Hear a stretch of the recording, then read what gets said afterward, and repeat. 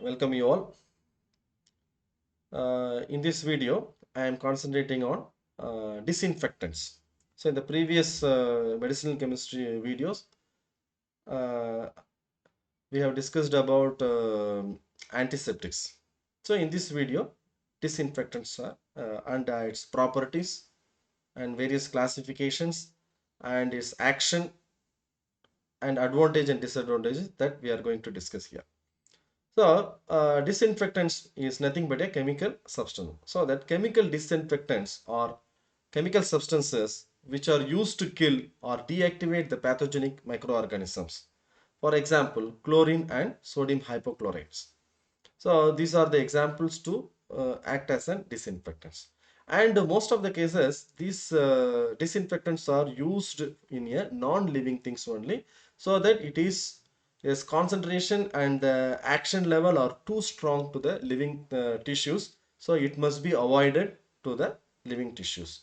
For example, Lysol and ammonia can also be used as a disinfectants. And most of the cases, disinfectants are used for the disinfection purpose, for the medical instruments and utensils and normal equipments and cleaning the surfaces. And the very important thing, it must be applied to the non-living things only.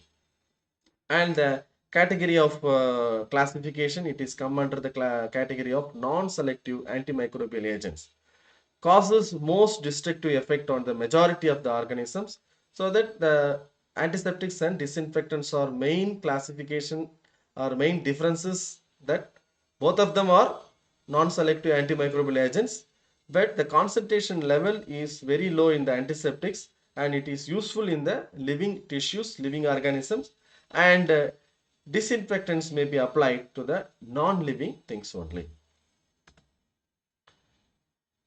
And again, the definition is in some different aspect. So disinfectants are chemical agents which are used to destroy the microorganisms on inanimate objects. That's a dead objects, so that non-living things only.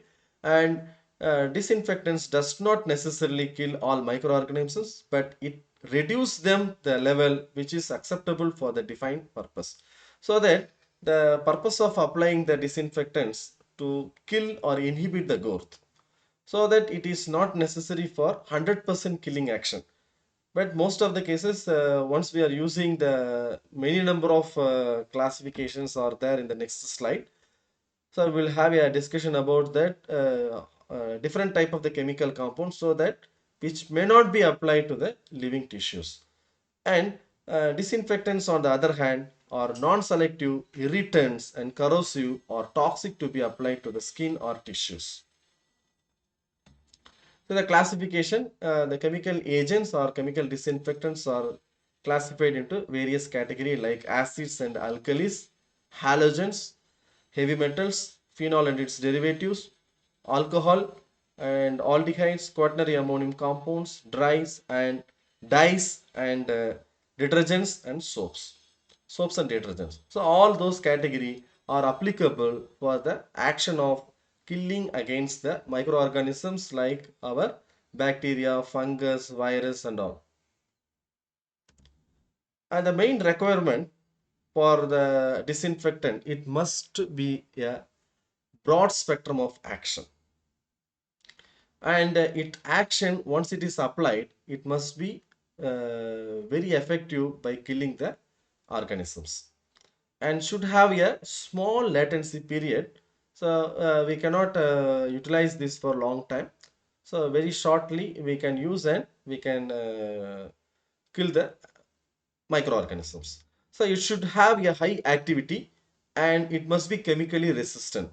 So in addition to once you mix with that other chemicals, the stability of the compound, and once you prepare the various concentration of these things, the chemical substances which as described in the previous slide, once we prepare it, that must be chemically resistant.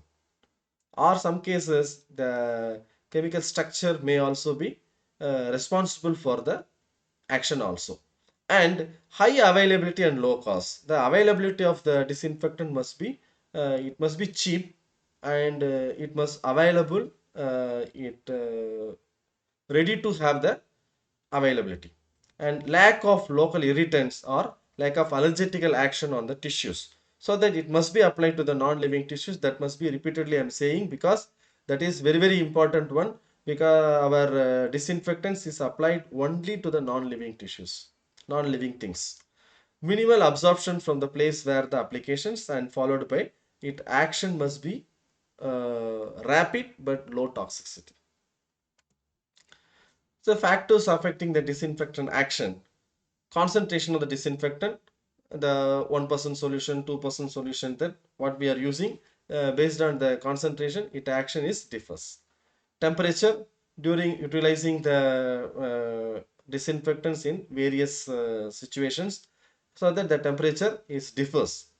Time of contact and pH of the environment, surface tension, formulation of the disinfectants, and chemical structure of the disinfectants are main aspects of factor affecting the disinfectant action. Types and number of microorganism presence, because the in most cases nowadays the microorganisms are not a single one, it may be a multi-resistant bacteria is also present, and multi-resistant microorganisms are available.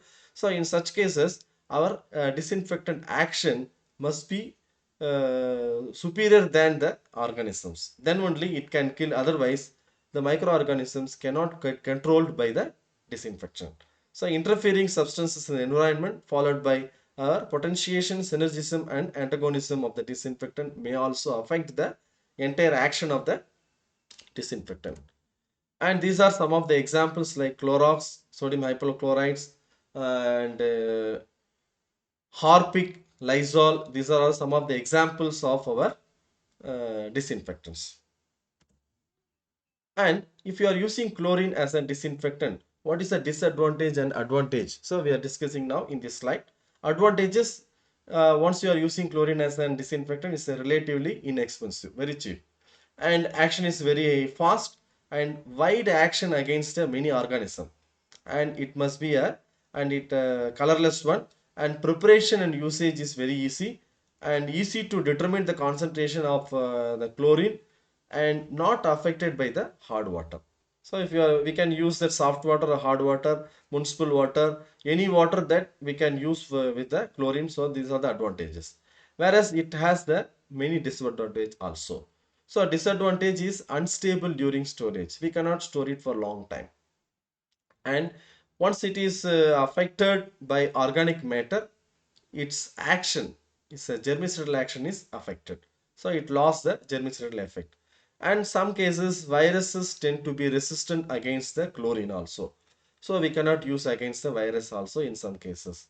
And it is corrosive, and efficacy is lowered by increasing the solution's pH.